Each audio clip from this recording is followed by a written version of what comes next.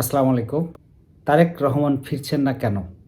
আমাদের দেশের অনেক মানুষের মনে এই প্রশ্ন, তারেক রহমান কেন দেশে ফিরছেন না?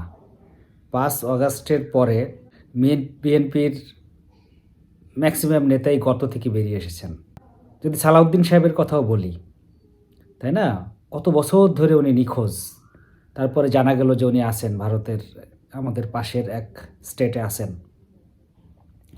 ৫ই অগাস্ট শেষ হওয়ার পরপরই উনি আসলেন। বীর দর্পে এসে এস আলমের আ গাড়িতে করে উনি ঘরে ফিরলেন। আরও অনেকেই ফিরে এলেন। গুমঘর থেকে, আয়নাঘর থেকে অনেকে ফিরলেন। যার অনেকদিন খোঁজ ছিল না, এরকম অনেক নেতা কর্মীরা ফিরলেন। বাট তারেক রহমান উনি গুম হননি। উনি কখনোই অন্তরালে ছিলেন না। উনি অনেকদিন ধরে স্বেচ্ছা প্রবাস জীবনে ছিলেন। লন্ডনে ছিলেন বলতে এখনো আছেন। কিন্তু উনি ফিরছেন না, উনি দেশে ফিরছেন না।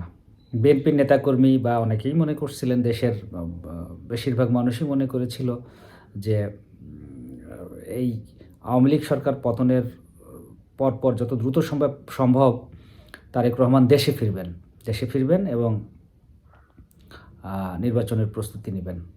কিন্তু তারেক রহমান দেশে তো ফেরেননি এখনও, প্রায় ৩ মাসের ৩.৫ মাস প্রায় আওয়ামী লীগ সরকার বিদায় নিয়েছে ক্ষমতার থেকে।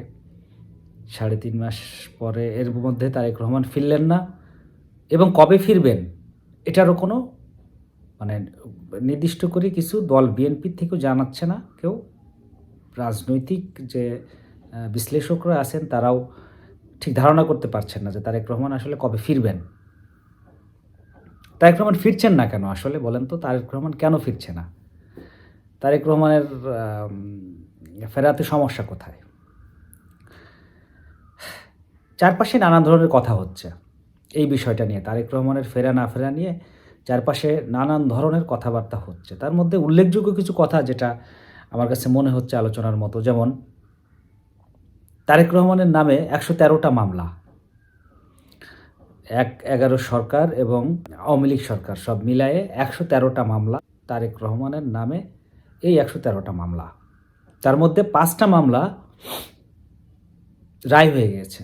অর্থাৎ ৫টা মামলার সাজাপ্রাপ্ত আসামি তারেক রহমান, বিএনপির ভারপ্রাপ্ত চেয়ারপারসন তারেক রহমান। এই ৫টা মামলা যেহেতু রায় হয়ে গেছে এবং তিনি সাজাপ্রাপ্ত, তার মানে হচ্ছে তিনি এখন ফেরারি। তার মানে কি দাঁড়াচ্ছে? তিনি যদি দেশে ফেরেন তাহলে প্রচলিত আইন অনুযায়ী তাকে দেশে ফিরেই কারাগারে ঢুকতে হবে। তো দেশে ফিরেই কারাগারে ঢুকে যাওয়াটা কি তারেক রহমানের জন্য খুব প্রেস্টিজিয়াস হবে? না বোধহয়। তারেক রহমানের জন্য খুব একটা একটা সুখকর ব্যাপার হবে না যে এতদিন পরে দেশে ফিরেই কারাগারে ঢুকে যাওয়া। আপনারা জানেন যে মাহমুদুর রহমান আমার দেশের সম্পাদক, ওনার নামেও মামলা ছিল এবং সেই মামলায় উনি আদালতে উপস্থিত হওয়ার পর ওনাকে কারাগারে পাঠানো হয়েছিল এবং তখন বলা হয়েছিল, আইনের দোহাই দিয়েই বলা হয়েছিল যে এটা ছাড়া উপায় ছিল না। সো তারেক রহমানের ক্ষেত্রেও যদি সেটা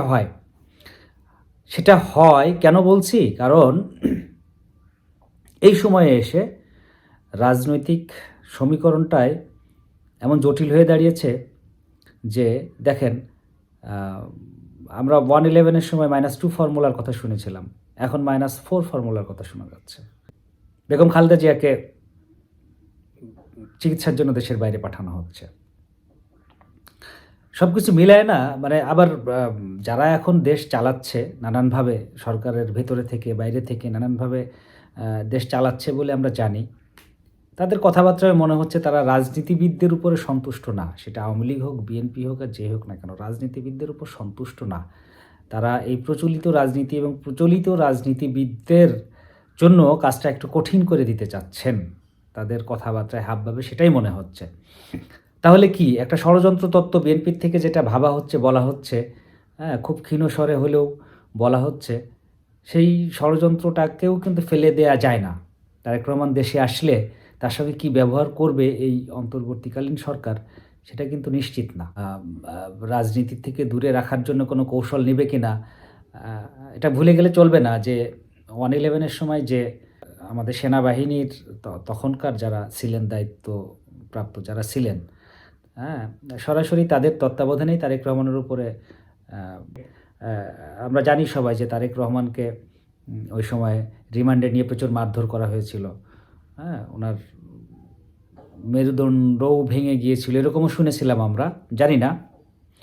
যাই হোক উনাকে সেনাবাহিনী টর্চার করেছিল এটা সত্য কথা। তো সেই সেনাবাহিনী তো এখন আছে দেশে, তাই না? সেই সেনাবাহিনী তো চালাচ্ছে দেশ। তাদের তখন যারা জুনিয়র ছিলেন তারাই তো এখন চালাচ্ছেন দেশটাকে। তো সেখানে তারেক রহমানের সঙ্গে সেই সেনাবাহিনীর সম্পর্কটা আসলে কেমন? সেটাও তো নিশ্চিত না, তাই না? তারা কি তেমনই শত্রু হয়ে আছেন আগের মতোই? বা তারেক রহমানের কি সেই কোনো প্রতিশোধ নেয়ার কোনো ইচ্ছা আছে কিনা? হ্যাঁ, সেটাও তো থাকতে পারে। তো সেটা যদি থাকে তাহলে কি তার কামব্যাক করাটা কি সহজ হবে? এগুলো আছে। এই বিষয়গুলো ব্যাপার আছে। এটা হচ্ছে এক ধরনের ব্যাপার আছে যে তারেক রহমান দেশে ফিরলে এই জটিলতাগুলো তৈরি হতে পারে। তার মামলার কি হবে? উনাকে কারাগারে নেয়া হবে কিনা? নেয়া হলে তার জন্য সেটা প্রেস্টিজিয়াস হবে না। সেনাবাহিনীর সঙ্গে তার সম্পর্কটা কতটা ঠিক হয়েছে? তাছাড়া অন্তর্বর্তীকালীন সরকার তারা কি চাচ্ছে? তাদের যে আ মানে এই আমাদের দেশের যে পরিচিত রাজনৈতিক অঙ্গন এটাকে পরিবর্তন করার যে ইচ্ছা, যে স্পৃহা তাদের মধ্যে, তাদের কথাবার্তায় দেখা যাচ্ছে সেখানে এই বিএনপি এই তারেক রহমান তার জায়গা কোথায়?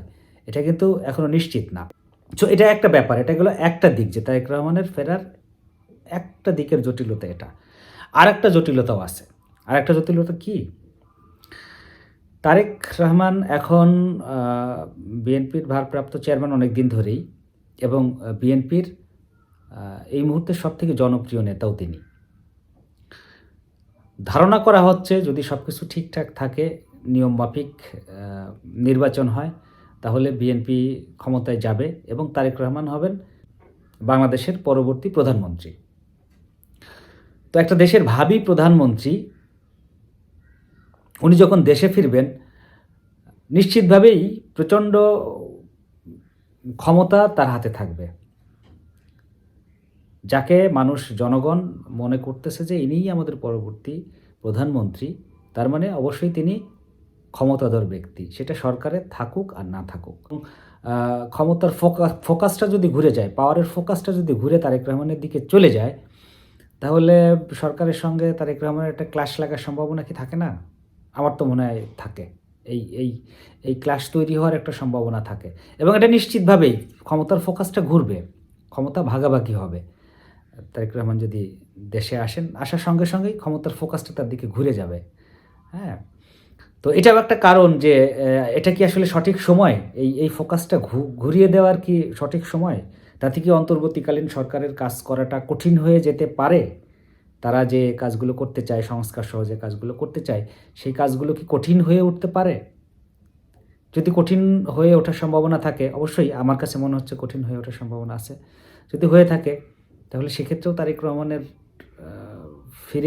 তাড়াতাড়ি ফিরে আসাটা আ সুখকর হবে না। না অন্তর্বর্তীকালীন সরকারের জন্য এবং সম্ভবত না তারেক রহমানের জন্যও। তো এই মুহূর্তে এই ক্ষমতার ফোকাসটা ঘুরে যাওয়াটা আ যেহেতু কারো জন্যই সুখকর হবে না, সুতরাং আমার মনে হয় তারেক রহমান উনার